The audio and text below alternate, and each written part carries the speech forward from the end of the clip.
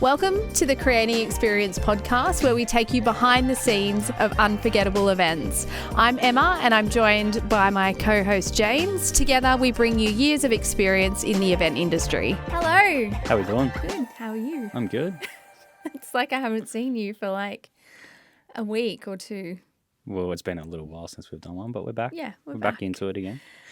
Today, we're going to talk about people budgeting before they go to market. So planning an event, but looking at your budget first. Yeah. Well, taking in all the key elements. Yeah.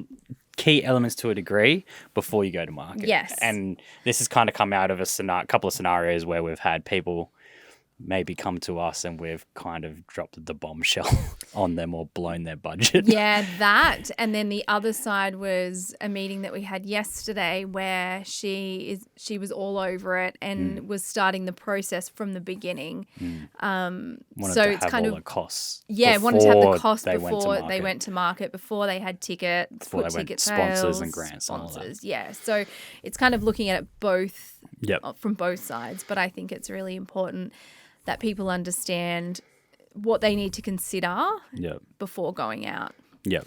So we just had some ideas. Obviously, your venue cost. Yeah, so the venue's the starting point, obviously. That's right. It's the base of where your event is. And then it's really picking apart that venue to work out what you get from the venue, because the venue... What's included? The venue's typically going to obviously throw in a lot of extra add-ons, so to speak. Yeah.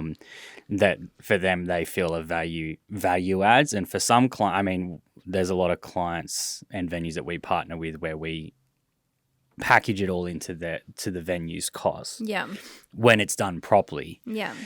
Which obviously makes it easy because the client's always trying to make it as easy as possible. So they, sometimes it's one bill to pay, but they get caught out because they actually haven't really deep dived into what the venue's going to supply. Yeah.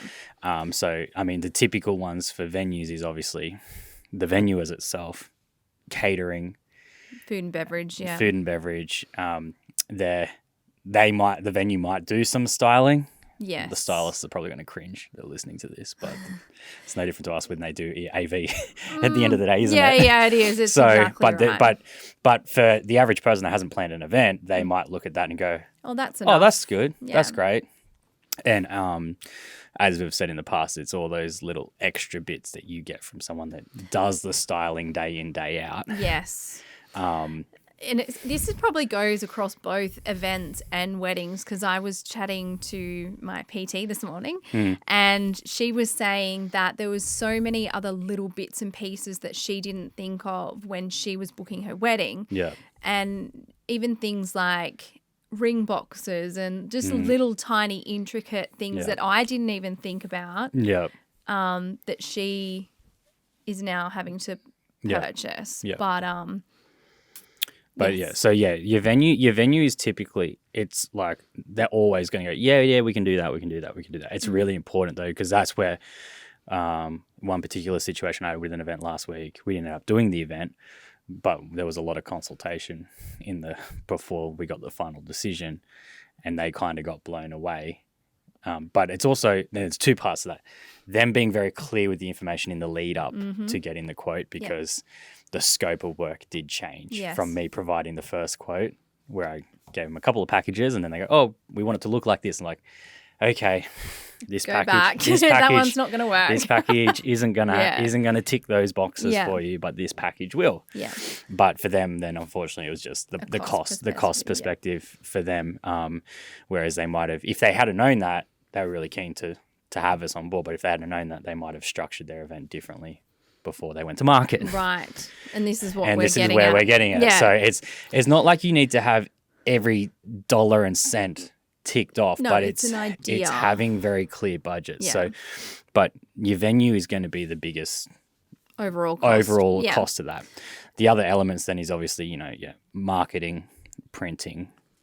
If it's a corporate event, you got keynote speakers and their requirements. And keynote speakers can be quite up there when it comes to costing. So depending on what kind of level you're looking at. Yeah. the cost of them is Yeah. is quite. And then it could be the add-ons too. Like there's that the difference between a delivered cost and just booking the talent. Well, that brings us to another situation that we've had of late where someone's gone to market, have booked the band, but haven't looked at the production side or what the tech specs Yeah. are for that band, and are now having to find additional budget because they weren't adverse to what The actual cost, the cost of would it was. be. Yeah. So Yeah. that's why we're kind of giving you a heads up today to say, Yeah. look at everything, chat to us before you go to market, Yeah. and just to get an idea of what it might cost, because that can affect your ticket price. And the things to look out for. Yeah. Like and keynote speaker requirements. It's even down to things like if they're traveling, you might end up getting stung with the airfares That's and the right. hotel and the transfers. That's right. Then you've got their green room requirements and their riders. Technical riders as well and as technical, yeah. food and beverage riders as well. So it's always all those little extra bits Yeah. that you really need to just be aware of, because it's going to, the last thing you want to do is go to market or work out your ticket price That's and be charging your ticket fee And and then not then get even hit covering with costs. an AV bill that you weren't expecting, and then it's the event becomes very difficult. On top of all though, once you've sort of nutted out that stuff, is having a buffer, putting a 10% or a 20% But it buffer costs that. on that budget. Yep. Because then if those little extra things do pop up, it's not like you've scraped at the bottom of the barrel with all your core elements. It does give you that little bit of flexibility. Yeah, definitely. So yeah, they're probably the overall things. There's a few elements that we were going to like jump into bit more. Yeah. three areas that we see in what we focus in, being production, AV, and entertainment side of things. So bump in, bump out. Yeah, that's a big one. So looking at your event start and finish time, but then taking into account your vendors. So how long they need to set up, how long they need to pack down, and really looking at the whole 24, 48 hours, sometimes longer, depending on how long your event is, and not just booking the venue for the minimal time and the minimal day. So it could be a 2-day event where we've got full production, you bring in stage and sound and lighting and everything like that, and we can't set up in 4 hours. Yeah. We can. Well, we can. You're We just going to can. throw a lot of labour at it. It's going to cost you a lot more money. There's a lot of things that cannot go wrong, but it's that having having that a buffer. flexibility. But we've always had scenarios where, and again, this is where it comes to with the venue, talking to when you book the venue, you do not book the venue from 5 till 9 because that's when your event's running from. That's right. And I mean, to be honest, maybe venues need to look at, maybe it's not the client's fault and something. Maybe the venues need to ask the question sometimes to go, okay, how much time do you need to bump in? Yes. And then speaking to your vendors to ask them how long they take to set up for this particular event. Because, it's, it's very common in Sydney. Sydney venues will charge you. They will do a lunch event and then a dinner event. Yep. And I encountered that only a few months ago with the event I worked in and we had to be out by 11. The event finished at 10:30 because for the next morning it was being turned around for a breakfast. And then prior to that, it was an additional cost to have the venue from 1 o'clock instead of 4 o'clock in the afternoon, and we had to bump in a whole event. Yeah. So even 1 o'clock was super tight. It would have been nice to have it from at least 9 a.m. But it's so important. Bump in for your vendors, especially them not being stressed either. So it's having the time for them to set up, prepare, even have a break. Yeah. That is really, it's so important for our staff to have a break if they've been going and it's an evening event. Yep. We need to ensure that they're looked after as well from our perspective. Yeah. So always go to your venue with a bump in and bump out time. Realistic time. And to be honest, most commonly, right, you will get away with, we typically say like a 3 to 4 hour window before you need to start rehearsing, for example, right? So if you're doing a big gala dinner, actually we won't use a gala dinner because typically that can involve a lot more AV. If you're doing a corporate event and you want to do speaker rehearsals, presentation rehearsals before you open doors. So if doors are opening at 8 o'clock for a 9 o'clock conference start, you could say rehearsals are going to start from 7 a.m. If we were loading in that morning, it would be a 4 a.m. call.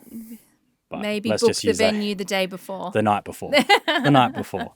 But it's literally working back. You've already gone from having a 9 o'clock event start or an 8 o'clock doors opening for people to walk in back to 4 a.m. And that could drastically change things for That's right. for the venue. In that situation, yes, you'd typically go, okay, we're going to load in the day before. The night before. Or the day before. Yeah. And then it's the same with the bump out as well.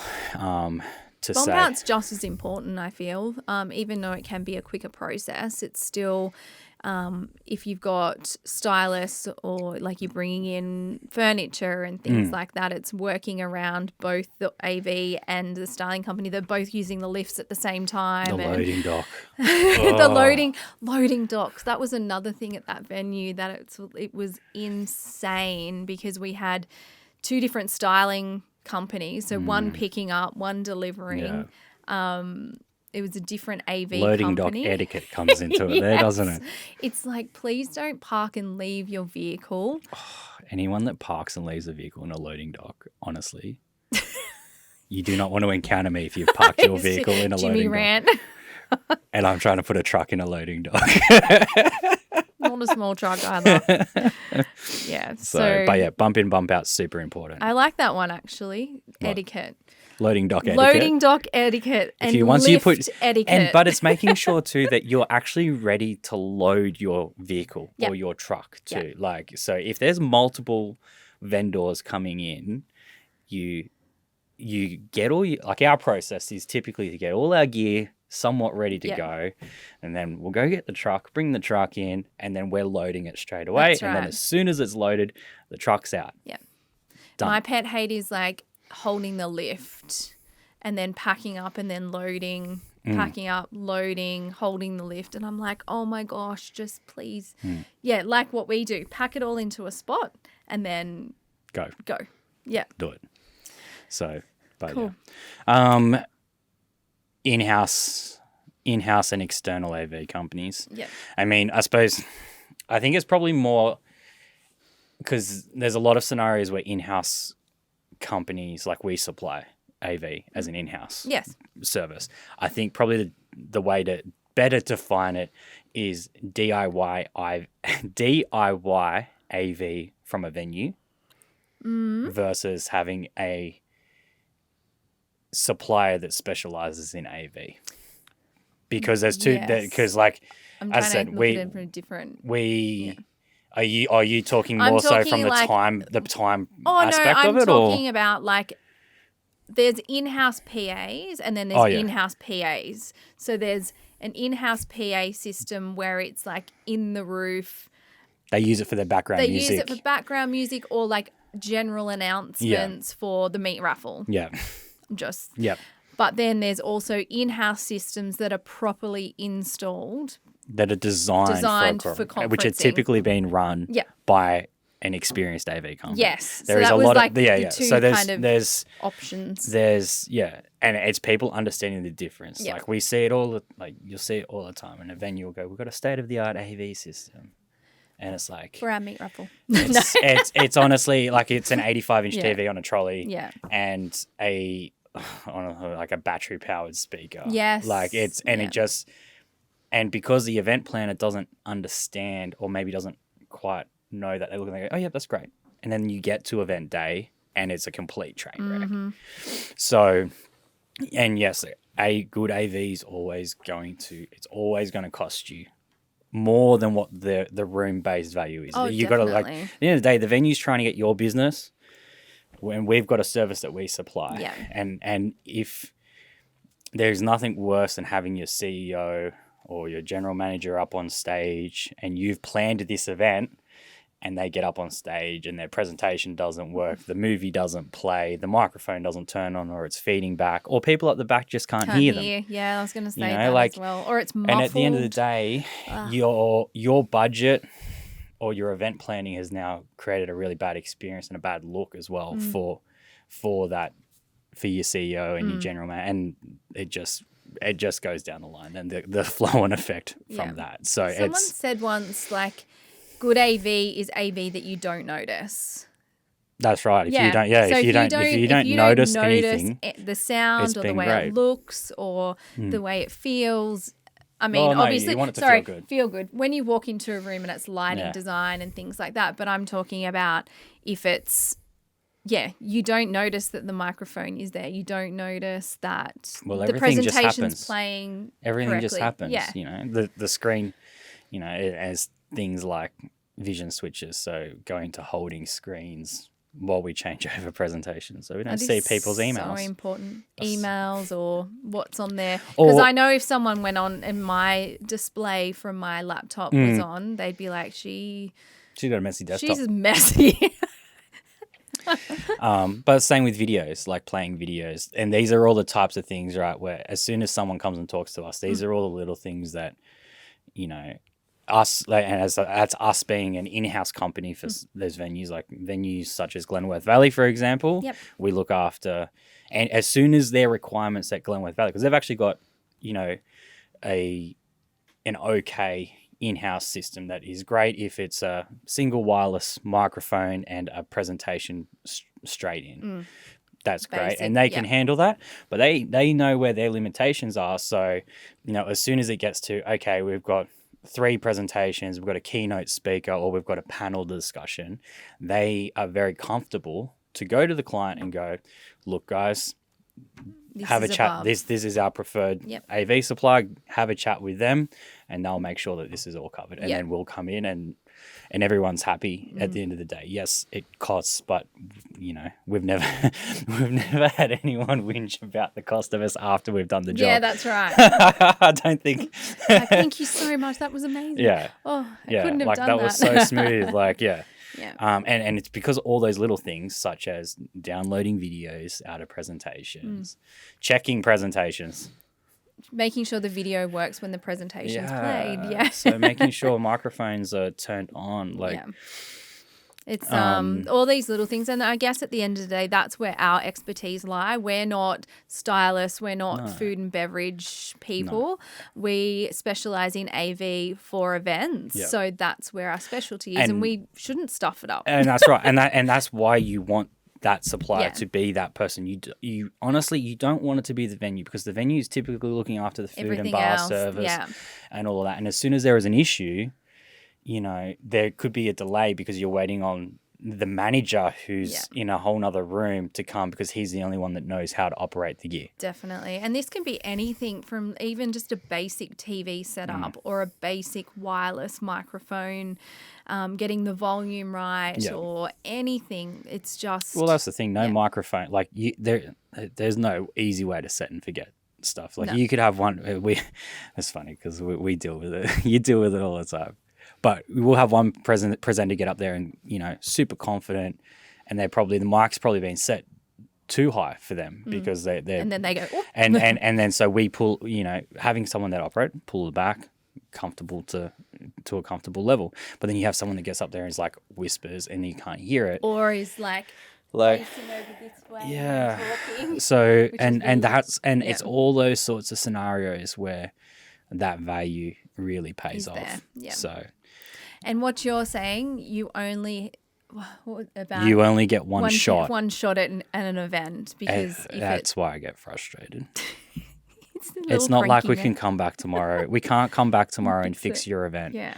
You don't, and you're spending a serious amount of money. Next time, and you learn from your lessons, and we do it the next time. Just to come back and book us the second time.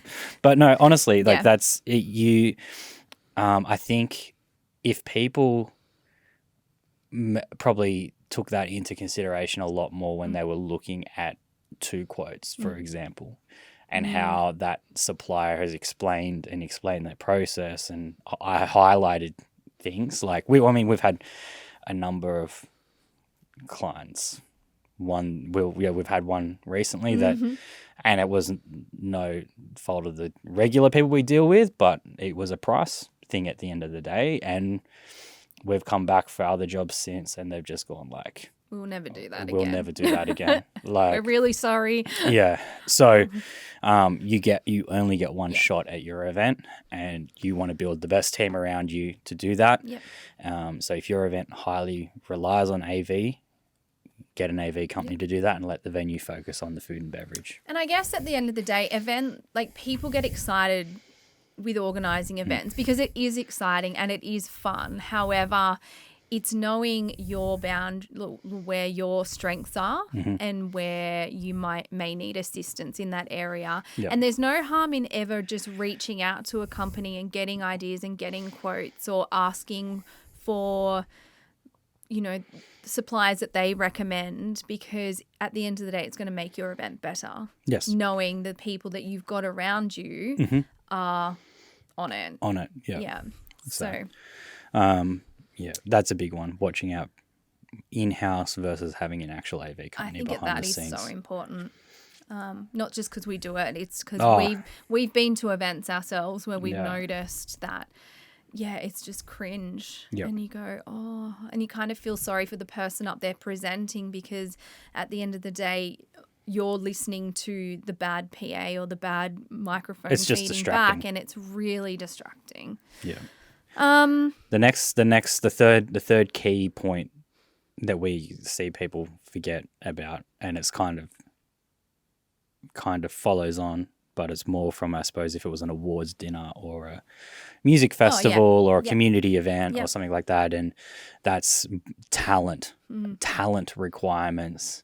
And when we talk about talent, it's it could be your guest speaker, your MC, your solo artist through to your band, or even DJ. Yep. It can be anything from a talent perspective. Yeah. It's asking the question and making sure that the requirements that they have match what you've booked from an AV side of things. Well, there's two sides. Like, there's a higher level of this too, because obviously at the booking stage, for example, there's different. You could book an artist and tell the agent, you need to sort the production. Like, that's not uncommon. You're just going to pay a lot more. A lot more.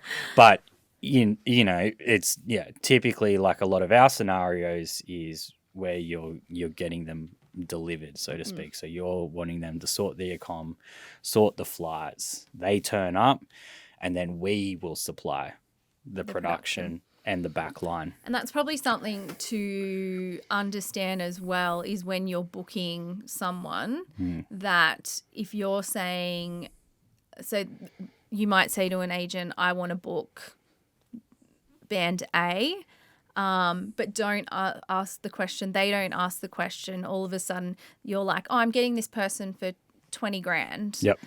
But with that 20 grand, that's just to book the band. Yep. That's not their riders, their production tech requirements. You could typically normally double. I reckon you could. Like, like if you're Depending saying if a band's going to cost, and the factor is obviously how big the event, whether we're talking like a gala dinner for 300 versus a festival for 10,000, because that is going to change your PA costs, obviously. Well. Yeah. But like, if you got bands that you're booking that are like 7 to 8 grand, you could. You could find that, here comes a 10 grand production bill, depending on the venue. Yep. That's not even if you have to, supply, if it's outdoor, things like trailer stages and stuff like that. And a lot of these bands that you're booking for corporate events, especially, majority of the time they will have a PA supplied. Those bands that are the high level corporate bands aren't going to walk in and set up their own PA. No, a lot of once you get past cover band level, like, and we're talking everyday cover band level, we're not talking Furnace and the Fundamental cover band level, because that's another ad, double. That's a whole another one. But like, when you're talking, once you get past that point, you get to let's say like X Voice contestants that that's typical level corporate come in, they perform, they only perform 15-minute song sets, right? They do it three still costs songs. you a lot of money. Yeah. But they're going to need, wireless mics, in-ear systems, foldbacks, backline requirements. There might be lighting requirements. Yeah. So it's really clear. And I mean, for us, the luxury with what we do is obviously when you're looking at specs, you can obviously highlight if there's going to be something out of the blue that's going to cost us a lot more money straight away. Yeah. And we can flag that before we even book That the team. artist, It's not uncommon for you to check what the specs are or go to the agent and say, this is what's being supplied. This is what's being supplied. Do you agree to that? Yeah. That's probably That's the better way to do it. way of doing it. But Yeah. you've always, there's little things like that cost money that people, if you're not doing events all day, every day, that it'll catch you off guard and you'll be like, oh my goodness, now I've got to find another 5-10 grand. Yeah. And 5-10 grand in the grand scheme of things for some people isn't much for a high-end dinner. But if you're looking at that 300 packs and you're wanting to book that person and your budget is 20 grand, 5-10,000 is 25 to 50% of your total budget. Yeah, and there's so many different levels that it can, so many different variables with it, you know, like so. Yeah. Cool. It's really, really important to check your band's requirements and do it before you sign their contract. Like we've had scenarios where people come to us and go, so we're really excited. We've booked this band. We've got this event. And you go, great. And you can already see where it's going because you're like, they don't know what the bill they're about to actually get. And then they get it. I heard it in one lady's voice the other day on the phone.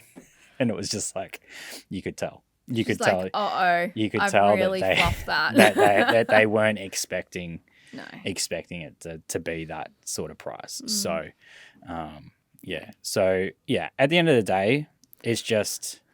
Ask as many questions as you can.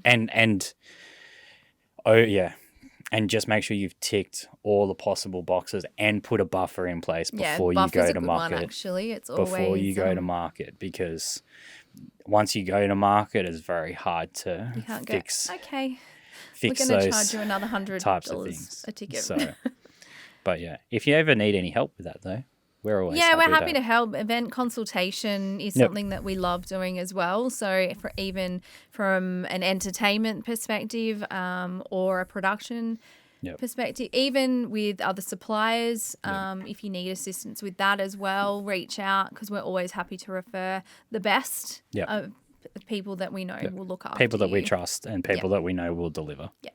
Yeah. So there you go. All right. There's our tips and tricks. That's a good one. Yeah. We'll catch That's gold. We'll catch you next time. See you later. Thanks for checking out the Creating Experience podcast. You can find the podcast on Spotify and Apple Podcasts, as well as YouTube. Be sure to check out our socials as well. We're on Facebook and Instagram and LinkedIn as well. And if you have an event coming up that you need assistance on, feel free to head to our website, www.jcentertainment.com.au, or give us a call on 1-800-JC Events.